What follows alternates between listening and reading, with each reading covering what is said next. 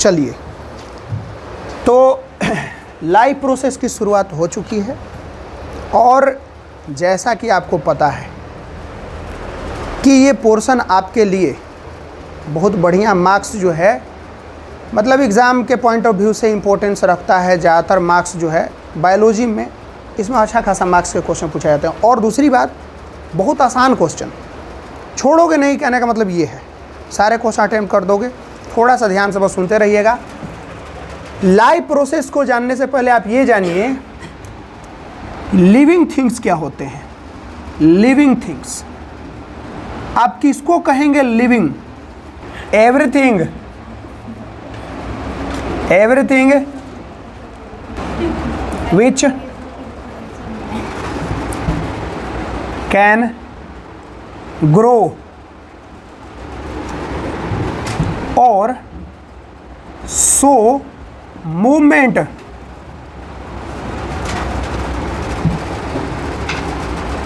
Are known as living things. समझिएगा बात को। एक ना मतलब छोटा सा टर्म है, देखो ये वाला मूवमेंट। जब आपसे बोला जाए ना कि कोई भी चीज़ अगर ग्रो कर रही है या मूवमेंट कर रहा है, मूवमेंट में एक और चीज़ याद रखना है, मूवमेंट देमसेल्व्स, देमसेल्व्स। मूवमेंट खुद से करना है, ये नहीं कि हवा चल रही है तो मूवमेंट कर रहा है, नहीं, हम उसको मूवमेंट करा दें, नहीं। जो भी चीज़ या तो ग्रो करता हो या वो खुद से मूवमेंट करता हो, क्या कहलाएगा? लिविंग कहलाएगा। और इस चीज़ को आप याद रखिएगा, ये वाला। अगर तुम कहोगे कि जनरली एनिमल में तो मूवमेंट दिखता है सर, लेकिन क्या प्लांट में मूवमेंट दिखता है? प्लांट में कैसा मूवमेंट दिखता है? देखो यहाँ पे लिखिएगा, plants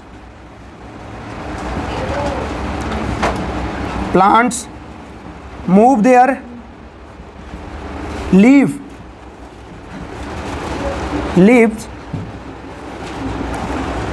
according to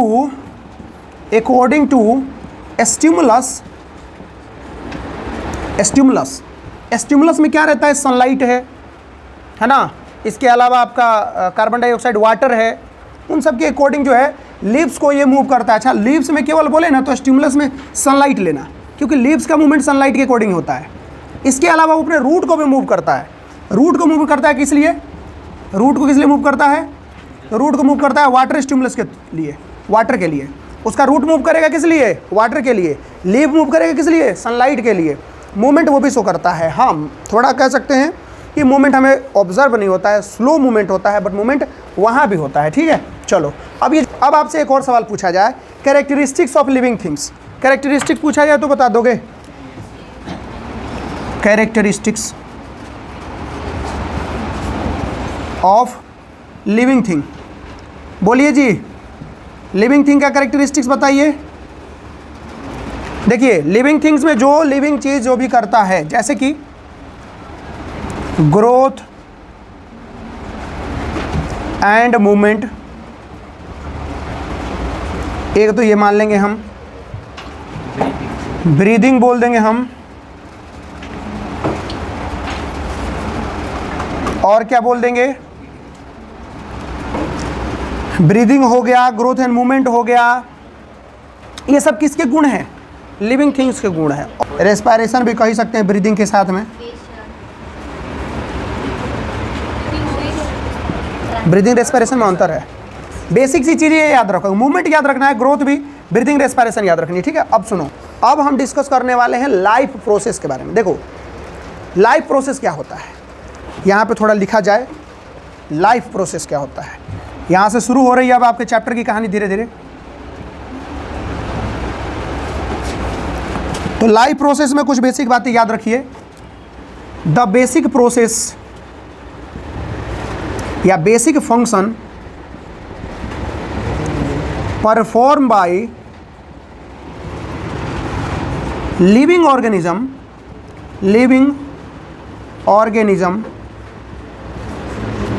to live on this earth,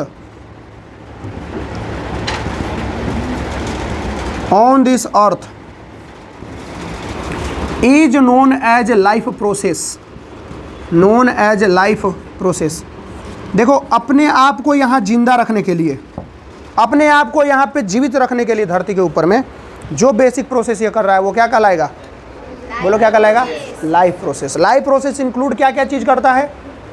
एक तो करता है, देखो बेसिक सी बात बोलेंगे तो शुरुआत से करेगा, ब्रीदिंग, रेस्पायरेशन, है ना, न्यूट्रिशन एंड डाइजेशन, वो सब चीज़ें करेगा। एक्सरेशन, ट्रांसपोर्टेशन, एसिमिलेशन, ये सारी चीज़ें उसमें इंक्लूड कर दोगे।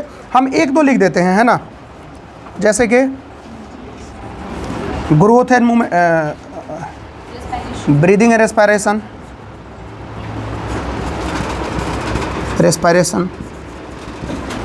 ये सब जीने के लिए करता है ये। न्यूट्रिशन एंड डाइजेशन, ठीक है, ये हम कुछ बेसिक सी चीज़ें लिखे हैं, बाकी आगे हम लोग देखेंगे। ठीक, चलो, तो ये हमारी कहानी किसकी हुई? लाइफ प्रोसेस की। देखो हमने कहा कि किसी ऑर्गेनिज्म को अपने आप को जिंदा रखने के लिए जो प्रोसेस करता है वो क्या कहलाता है?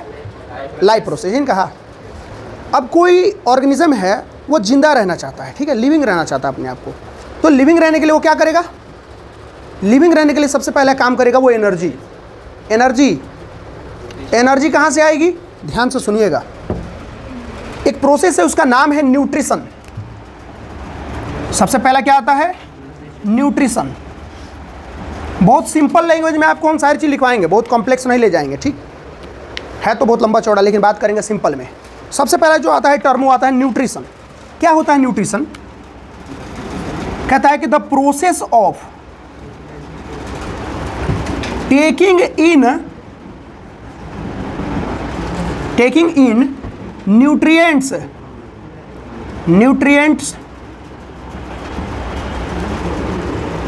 and utilizing it is known as nutrition।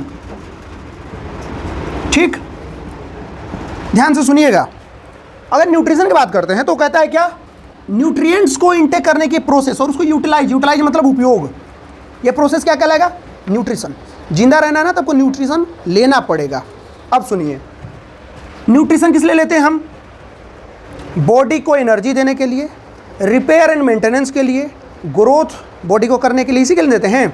Growth हो, डेवलपमेंट हो, रिपेयर मेंटेनेंस हो, एनर्जी मिले, इसी के लिए करते हैं। अब यहाँ से निकल के आता है क्या? न्यूट्रिएंट्स क्या है? न्यूट्रिएंट्स, ये एक सवाल है, क्योंकि न्यूट्रिएंट्स को लेने की प्रोसेस है, तो बात आएगा सर न्यूट्रिशन क्या है, न्यूट्रिएंट्स क्या है? न्यूट्रिएंट्स, हम लोग न्यूट्रिशन में क्या ले रहे हैं बॉडी में?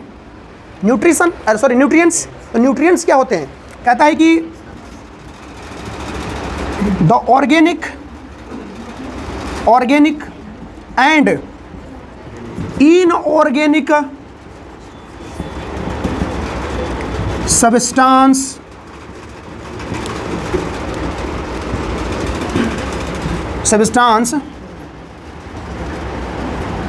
needed for the organism to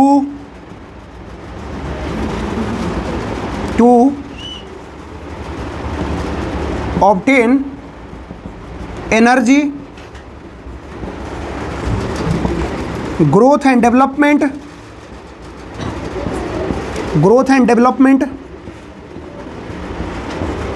is known as nutrients. बात समझ गए? बोला जाता है इसको क्या? न्यूट्रिएंट्स। अब ध्यान से सुनिएगा, जो न्यूट्रिएंट्स है ना हमारा, वो ऑर्गेनिक और इनऑर्गेनिक सब्सटेंस है जो शरीर को चाहिए। किस लिए चाहिए? बोलो जी, किस लिए चाहिए? ग्रोथ डेवलपमेंट के लिए, एनर्जी के लिए, इसके लिए चाहिए, है ना। तो न्यूट्रिएंट्स में दो बातें बोली गई, ऑर्गेनिक और इनऑर्गेनिक। हम लोग बात करते हैं न्यूट्रिएंट्स में कौन कौन आता है। देखो न्यूट्रिएंट्स में तो हालांकि बहुत सारे हैं, लेकिन हम कुछ बेसिक न्यूट्रिएंट्स की बात करते हैं। देखिएगा, हम एक तो बात करते हैं यहाँ पे न्यूट्रिएंट्स में कार्बोहाइड्रेट की। कार्बोहाइड्रेट, ध्यान से सुनिएगा, एक हमारे पास है कार्बोहाइड्रेट। कार्बोहाइड्रेट एक तरह से आपका पता ही क्या है? ये फूड है। क्या है? फूड है। अब हम जो यहाँ पे न्यूट्रिएंट्स लिखे हैं, न्यूट्रिएंट्स में तो बहुत सारे आ जाते हैं, और उसी में इंक्लूड करता है कार्बोहाइड्रेट को। कार्बोहाइड्रेट को ये फूड बोलता है। अब देखिए ध्यान से सुनिएगा, ये कार्बोहाइड्रेट रहेगा दो कैटेगरी में, यानी कि फूड जनरली दो कैटेगरी में, एक आएगा सिंपल फूड और एक आ जाएगा कॉम्प्लेक्स फूड। ठीक है, आप ना सिंपल फूड में ले लो ग्लूकोज, ठीक है, कॉम्प्लेक्स फूड में ले लो स्टार्च, और इन दोनों को कंबाइंड फॉर्म में क्या बोलोगे? कार्बोहाइड्रेट बोलोगे। कार्बोहाइड्रेट ही हमारा क्या रहेगा? फूड भी रहेगा। ठीक है, तो थोड़ा सा फूड को भी हम इधर डिफाइन करेंगे कि एक्चुअली में फूड है कौन। और ध्यान से सुनिए, कार्बोहाइड्रेट तो हमारा फूड माना जाता है, इसके अलावा और कौन कौन फूड माना जाता है? फैट को भी फूड के तौर पे ही माना जाता है, एंड प्रोटीन। देखो ऐसा है ना कि जब प्रोटीन बोले तब विटामिन मिनरल सब नहीं आ जाएंगे। समझिए बात को, बेसिक फूड क्या है? फूड वो है जो आपको एनर्जी दे, सब एनर्जी देने के लिए नहीं है। यहाँ पे फूड के अंदर में कार्बोहाइड्रेट, फैट, प्रोटीन को बेसिकली रखा जाता है। वाइड रेंज में देखेंगे तो सबको फूड मानेंगे, अदरवाइज बेसिक फूड कौन है? कार्बोहाइड्रेट, फैट, प्रोटीन ही है। फैट प्रोटीन को फिर भी प्राइमरी नहीं माना जाता, सेकेंडरी है। प्राइमरी कौन है? ये देखो ग्लूकोज है, स्टार्च है, इनको माना जाता है। ठीक, ये कॉम्प्लेक्स और ये सिंपल।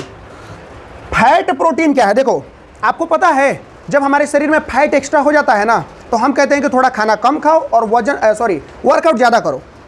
होता क्या है ना कि शरीर में जब ग्लूकोज की कमी होती है ना, तो हमारा शरीर फैट से एनर्जी लेना शुरू कर देता है।